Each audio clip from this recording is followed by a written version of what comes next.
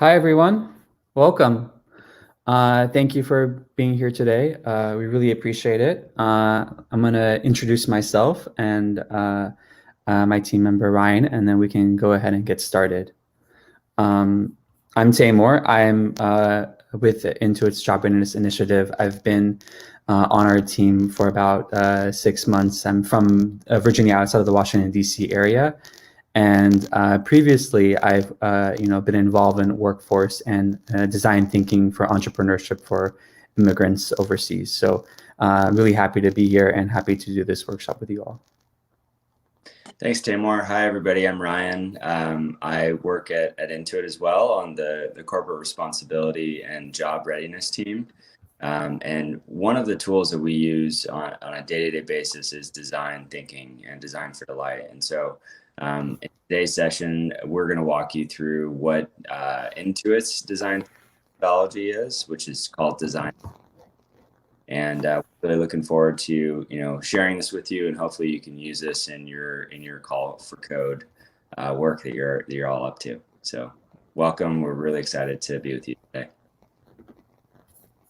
Great. So Intuit's mission is to power prosperity around the world.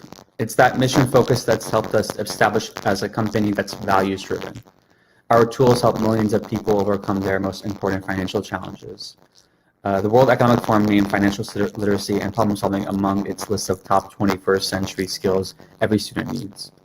Intuit is uniquely positioned to help educators prepare students for jobs of the future through the development of critical thinking, communication, teamwork, leadership, and personal finance skills, as well as training entrepreneurs to start and build successful businesses. So just giving a little bit of background of us as a company and our involvement in entrepreneurship and design thinking.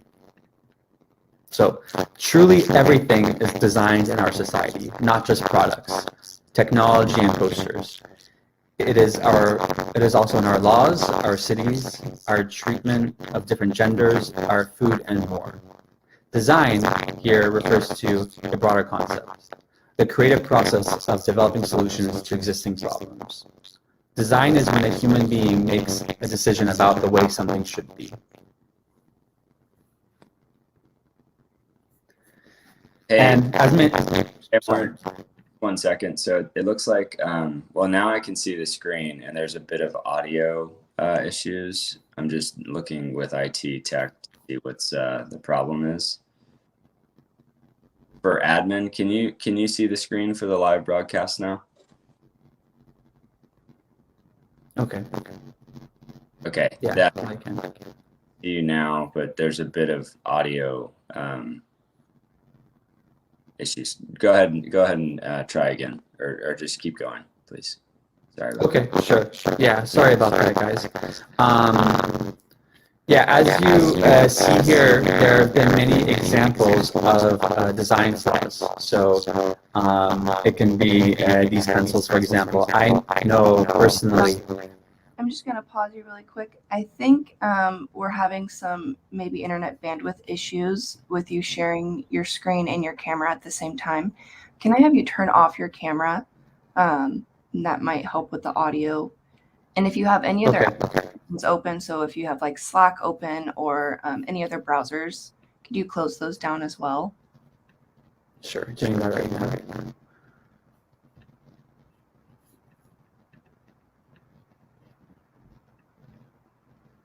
Okay. Can you hear me a bit better? It's still pretty crackly. Just one moment. Okay.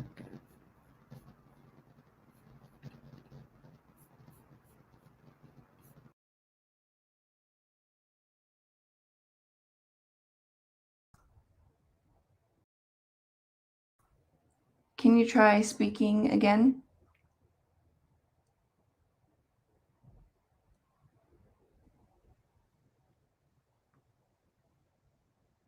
Tim, are you still there?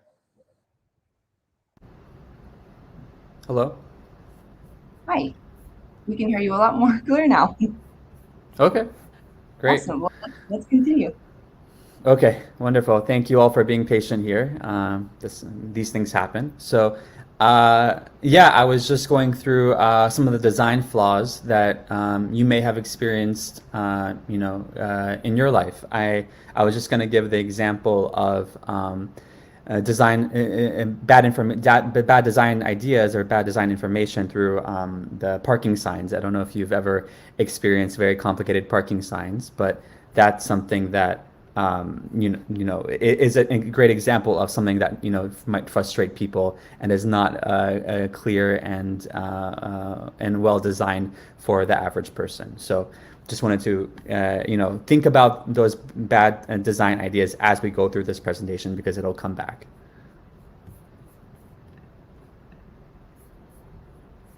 So some of those images are funny examples, and you may have some funny examples in your head, but oftentimes a bad design idea isn't always funny.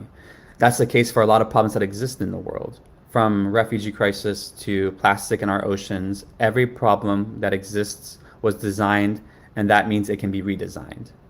Better decisions can be made to reverse these problems. Someone designed plastic packaging without thinking about how it would end up polluting our oceans and not compost. Someone designed classrooms to be rows of students in seats rather than engaging interactive. Someone designed stairs without thinking from the perspective of those who use wheelchairs and can't access the form of walkway. And despite centuries of persons being replaced by tyrannical governments or natural disasters, we still do not have a good design for what a temporary shelter for refugees can look like. There are many problems in the world around us, but many of them are human-made and designed, and we need your help to redesign them.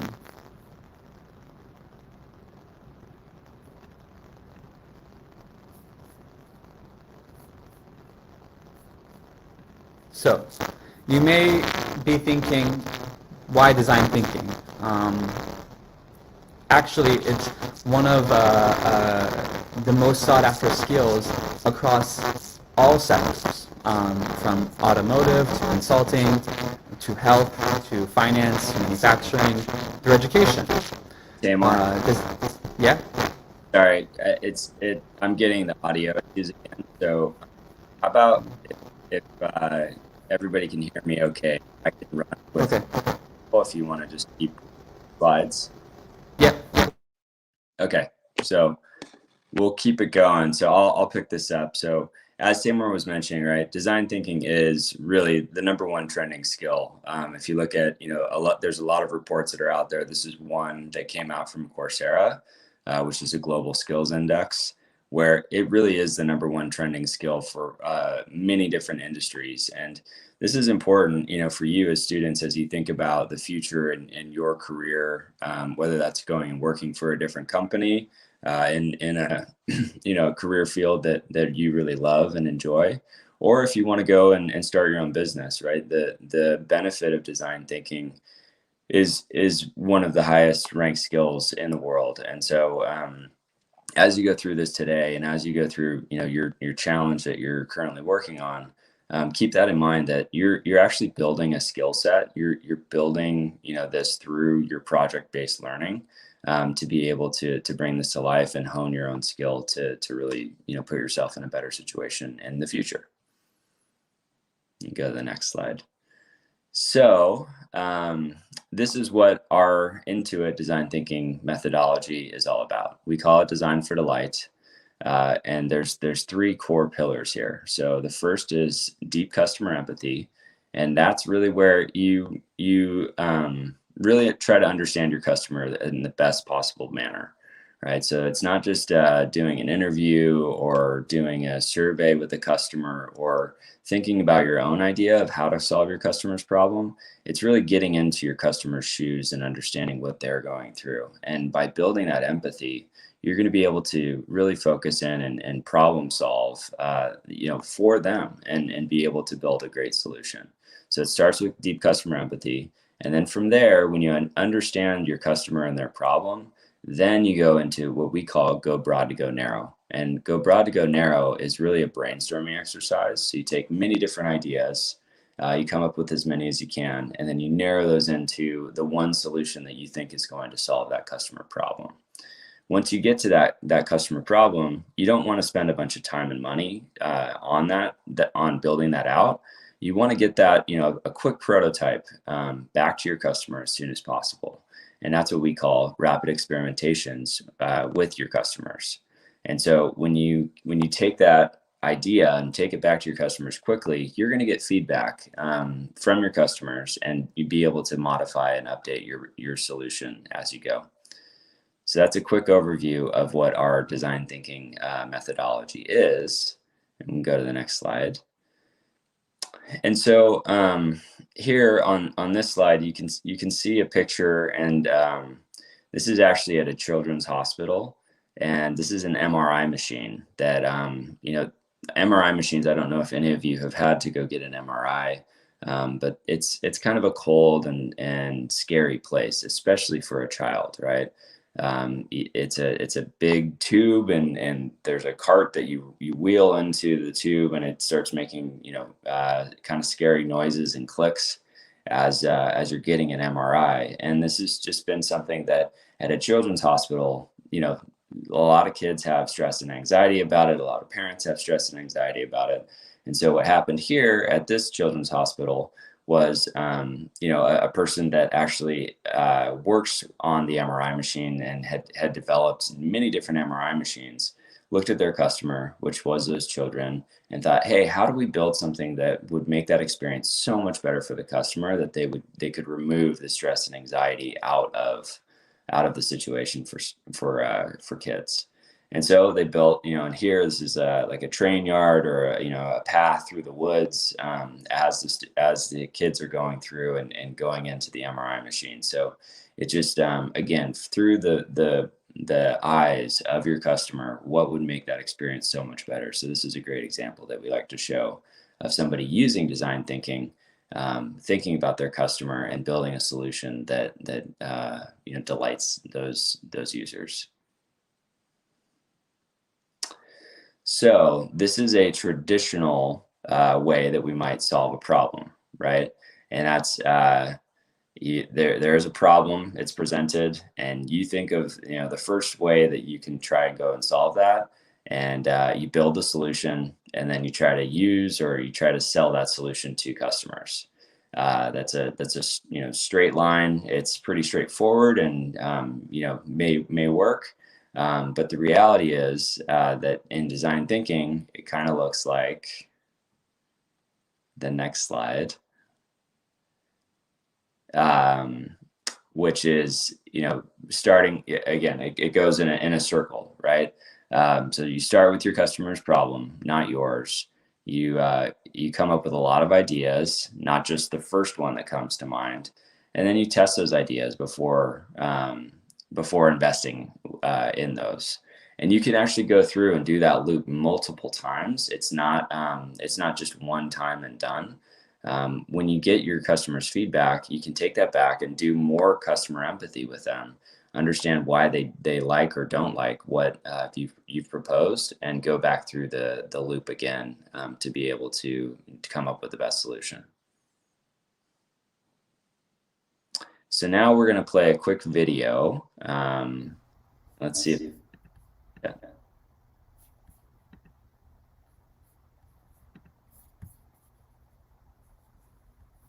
Sorry, I'm just going to have to request access. Just give me a second. All right, and while that's pulling up, think about, as you're going through your existing challenge here with Call for Code, think about the ways that you have thought about your initial problem and what you're trying to solve. How many ideas did you come up with as you started to think about what you were going to build out? Was it your first idea? Did you consult with your team? And one exercise that we like to do is actually called 30 circles, where it's literally just 30 circles on a piece of white paper. And within those circles, coming up with something that, and you could draw it, you can, come up with different ideas, but building out those 30 circles within 1 to 2 minutes. And the idea here is that the first idea you come up with is usually the most obvious, of how you want to solve something. But as you go through, you have 30 different ideas in a couple minutes. And from that, you're going to be able to say, hey, my best idea was not actually my first one, maybe not, my first 10, but it comes, later on as you continue to think through each of those. So let's see if we can get the presentation back up. Yeah, I don't think we can share these videos on here, but we can send them to the audience afterwards if they want to watch them. That sounds That's okay. Let's share the screen again. Yeah, and videos that speaking to them in terms of the going through the loop. So that was the point that video wanted to showcase. All right, and this is again just the design for the life process as we go through, again, customer empathy, ideation, and coming up with a lot of ideas and narrowing into one, and then rapid experimentation with customers. And then again, at the end of that, you can redo the entire process and come back and build that out. So in reality, it's not even a loop. Design thinking kind of feels like you're going all over the place with your customers and with the solutions that you come up with. And that's okay. I think this is, it doesn't need to be a linear process. And, this is the way that many different, large companies build awesome solutions. It's the way that, we use this at Intuit to build our products out. And if you aren't, familiar with Intuit, we have financial and tech products that we push out, and we interact with over 100 million customers through products like TurboTax and Mint and QuickBooks, and so all of those products that we're constantly changing and updating based upon user feedback. So at times it feels like it's going all over the place, just like you can see here on the slide. And again, I think on this slide, it's, observing and going through and this is really what you with your team are going to go through, where, you're observing, you're building it, you're testing it, and you're presenting. And then finally, you may even, get to a point where you're pitching your idea. And as you're pitching those ideas, really do think about building in, what did you learn through observing your customers? Because that there's such great nuggets of knowledge that are in there. One thing that I can't iterate enough is that customer observation is the key to success as we're going through this. So and there's many times where if you just ask a survey of customers, or if you ask them, an interview question, they may tell you one thing, but customers have an interesting habit where they may try to make something sound better than it actually is. And so the point I'm trying to get to is, if you actually do customer observation and empathy, where you're watching them actually do the process that you're curious about, you may actually find something out that they wouldn't have otherwise told you. So I just wanted to bring that to life, that observing really is a very important piece of this entire thing. Yeah, so on this slide, it's around design thinking, building, and entrepreneurship, right? So design thinking, you can use it to come up with, just ideas at the outset, where you have, an impactful idea. But then, you really want to be able to build that past the idea, and be able to, make that idea a reality and come up with a product or a service that's going to benefit your customer. And then that, for you and your goals today, it's going beyond the classroom, right? It's going beyond just the idea and, a prototype. How do you make an impact on, a large scale and in a world, and, in your world? And this is an opportunity and a process that we think you can use to build out your entrepreneurial skills, and ideally, build a business that can, support you and support, a team of people in your community. So we've already talked about, the deep customer empathy, go broad to go narrow, and rapid experimentation. So I think we can skip through this slide.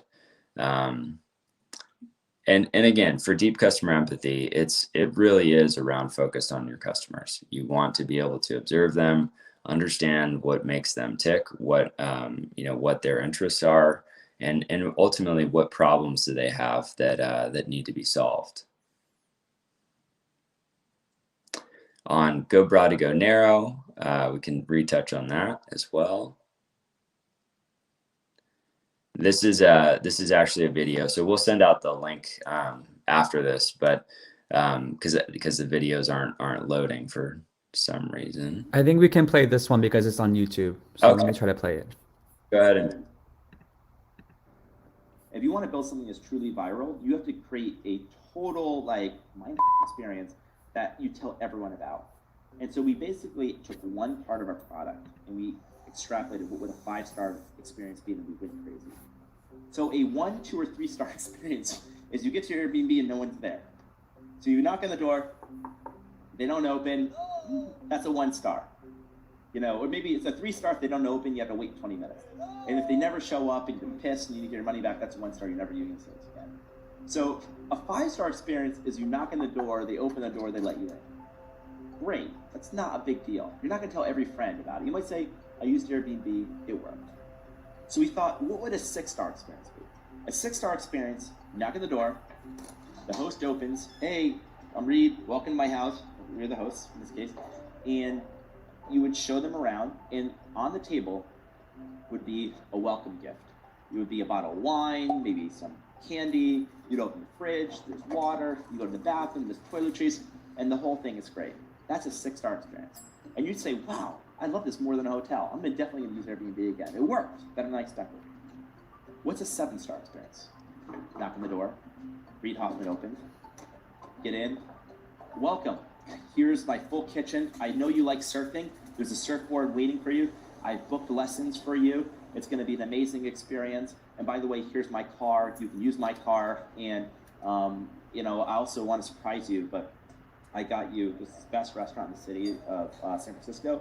I got you a table there. And you're like, whoa, this is way beyond. Adding stars clearly excites Brian. It took some time to run through this mental exercise. We'll skip ahead to the 10-star experience. So what would a 10-star check-in be? A 10-star check-in would be the Beatles check-in in 1964.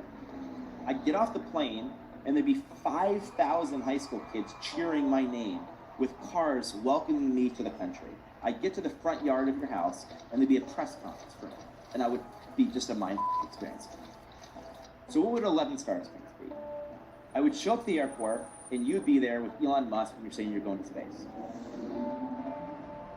The point of the process is that maybe 9, 10, 11 are not feasible, but if you go through the crazy exercise of keep going, there's some sweet spot between they showed up and they opened the door and I went to space. That's a sweet spot. And you have to almost design the extreme to come backwards. Suddenly doesn't just having knowing my preferences and having a surfboard in the house seem not crazy and reasonable. It's actually kind of crazy logistically. But this is the kind of stuff that creates great experience. But how far do you go toward the 11-star experience? To create the Nirvana product, all successful entrepreneurs at some point have to come back down to earth. There's really 2 stages of a startup's product. The first, design a perfect experience, and then you scale that experience. And that's it.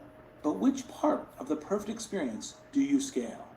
So the most ambitious entrepreneurs, let's call them the Elons after my friend Elon Musk, probably get there through raw energy because they're convinced they need to solve a problem. And the unscalable thing is one step that they have to push through on the way. The Elons say, I'm going to Mars. But first, I've got to solve this problem right in front of me. First, I need to get that rocket launched. And I need to have a business model for that first rocket, and that looks like satellites. Okay, I'm going to try satellite launches. And how do I get my first rocket? I need to create a scalable rocket platform. But unless I get the first rocket up, it doesn't matter. And you kind of work back to that. Then you've got folks like Brian who say, I realize that to get this awesome experience, I have to ratchet back to something that still seems like magic, but is totally doable. And then I need to design the elements that get me into the totally doable thing. So how does Brian decide on the doable thing? He settled on a service with the appropriate level of magic and started building it. All right. So that's Brian Chesky and Reed Hoffman. So Brian obviously is the founder of Airbnb, and just I think going through that and understanding what that 11-star experience is really important. And just for all of you attendees today, did you know that Airbnb was actually started in Brian and his co-founder's apartment in San Francisco? And they just put up an ad for an air mattress in the living room of their apartment. And that was their prototype. They wanted to test and see if somebody would actually pay for that, during like a festival where there was a lot of people coming into the city, to understand, hey, is this something that people would pay for? They just threw it up there, and that was their prototype to test. And since then, it's grown into Airbnb, which is taking over the hospitality industry, and a multi-billion-dollar company. So it didn't really necessarily start. Nothing starts out as big as it is. You really have to get there and be able to test it. I mean, another thing is that Uber, right? I mean, when you think about that idea, like who would have thought 10 years ago, I'm going to get in a car with a complete stranger and they're going to take me, in their car, not even like a sanctioned, vehicle, get in this person's car and they're going to take me to where I want to go. They may have started out as bad ideas, but the founders and the teams that built those were able to come up with really great solutions wrapped around it, which, revolution, have completely changed industries, in transportation and hospitality. So the last piece with rapid experimentation with customers, I think there should be another video on this one. Well, actually, the rapid experimentation. So let me just talk to this for a second. So, these are a couple examples of products that may not have gotten in front of a customer right off the bat. So you can see watermelon Oreos. This was a massive flop for the company that put these out. But somebody in the company decided that, hey, I think we should diversify our lineup and have different flavor of Oreos. So they decided to launch that. That took probably a lot of time, a lot of production, and a lot of marketing and investment there, only to come out and have that product flop. Or you have products that are built with extreme costs, like the car on the right, that came out and again did not meet the need of customers, and therefore did not even break even in terms of the investment on the car to the amount of cars that were sold. So that's the reason that we really want to focus in on design for delight.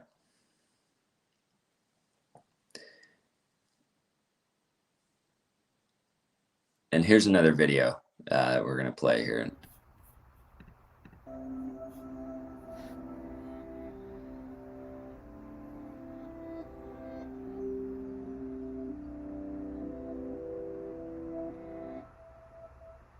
My name is Tom Chi.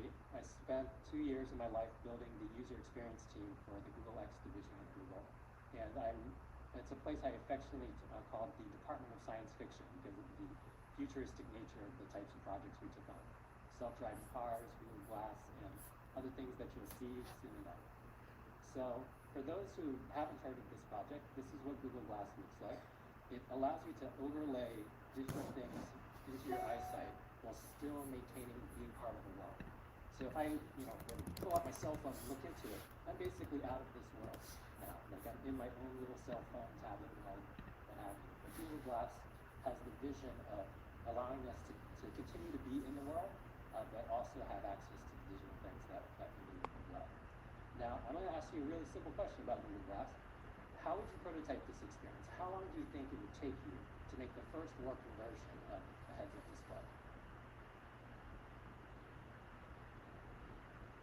Okay, a little bit on the long side. The answer is 1 day. And here's what it looked like. So basically, the magic piece is the coat hanger. The coat hanger, I bent it in a specific shape, and the top loop goes around your neck, and then the bottom loop rests against your chest. And it allows me to to carry a piece of plexiglass on which a little sheet protector. So these are the things that you put your book reports in so they don't get wet. Literally got it at the drugstore. Have it out at the end of the plexiglass, and then it gets projected onto the Piper projector that's connected to a network. And using this setup, within one day, you're already able to start having the experience of what it looks like to have digital things overlaid on your physical world, be able to move around with it, and also use the network to try out tons and tons of different ideas around software. Now, after you start. All right. So just one prototype. Hopefully you all could hear that. I know it was a little soft, but there was transcript there. The idea on prototyping is that you don't need to spend a bunch of money and time building out something that is fully functional for your customer to react to. Many times the way that we do this is we will do a storyboard or even just a sketch that is the solution that we're thinking about based upon the customer's feedback, and take it to them and get their thoughts just off of the bat. That's something that doesn't cost a lot of time, that doesn't cost a lot of money, and you can get it back in front of your customer immediately and get their feedback and help you build that out. The more that you prototype and the quicker that you figure out how to go through and prototype, the better off you'll be as you're building your solutions. So, and as those solutions build, as you really, gain more empathy and validation from customers, then that's where you can start to spend more time and money on, a full service product, that will handle that. So, now we're going to talk about some of the tools that we use to build this out. So we do have virtual whiteboard templates that are available for all of you that are participating in this. Those are on a service called Mural, and we will send out the link to those templates. But really, this is a great way, especially if you're on a virtual team and not in the same room working through this challenge or any other solution that you're working on. You can actually jump into Mural and practice many of these, many of what we're talking about, right? Customer empathy, we have templates for that. We have templates for going broad to go narrow, and then we have rapid experimentations with customers as well. So we'll be sure to drop those links in the chat, and then also we can send out follow-up emails. There is also an IBM, we did a blog post as well that has all of this information captured. So we'll make sure that that blog, here you can see that we've got the blog. So certainly check that out for additional resources. We have, sorry, I'm zooming in because so yeah, there's the Mural boards. There's all sorts of different resources and tools that you can take advantage of. And we do also have, just so if anyone here is interested in learning more about Design for Delight, today we really only had a short time with you all, so we couldn't go through this in intense detail. But we do have Design for Delight self-paced courses that we run basically every month. And so if anybody's interested in doing that, we have those courses available. So you can reach out to us and we can sign you up for the next cohort that is going to be starting, I believe, in November for all students. So you can take advantage of that as well. And I think that will bring us to the end of the planned presentation. But I'd like to open it up and see if there's any questions that came through via chat, or if there's anything else. So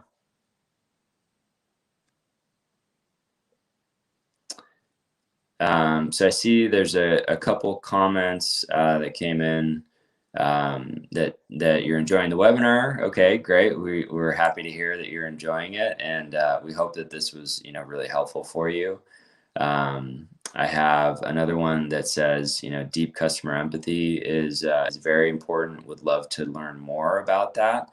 And so yeah, if you want to learn more about deep customer empathy, again, we have the resources that are available on the blog, but feel free to reach out to our team we'd be happy to take any questions and help you build on what you've done so far. So I'll pause there and see if there's any other questions that that are going to come in.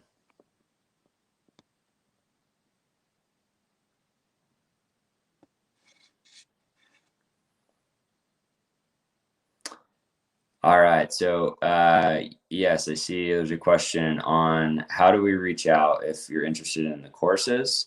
So I can give you, you know, my email address. So it's just my name, so RYAN, and then an underscore McAllister, and that's MCALLISTER @intuit.com. And you can send a note to me, or you can send a note to Tamor. It's just his name again, you know, with an underscore in between it, and we'll sign you up for the follow-up course. I think if you also reach out to the IBM team, you know, as you're going through your challenge right now, they can put you in connection with us, and we can take care of that.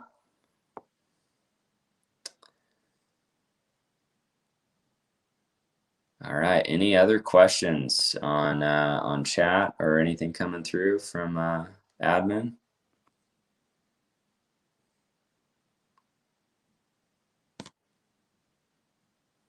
All right. Well, with that, it looks like there's no other questions coming in. So we really appreciate all of you taking the time with us today to go through that. Sorry for the technical difficulties at the front end. Those things happen, and that's all right. So, but hopefully this was valuable for you, and that you can use this in your build for the rest of your time with IBM Call for Code with the education piece. So we really appreciate you, and best of luck in the future. Please do reach out to us if you have any questions, and we'll be happy to point you in the right direction.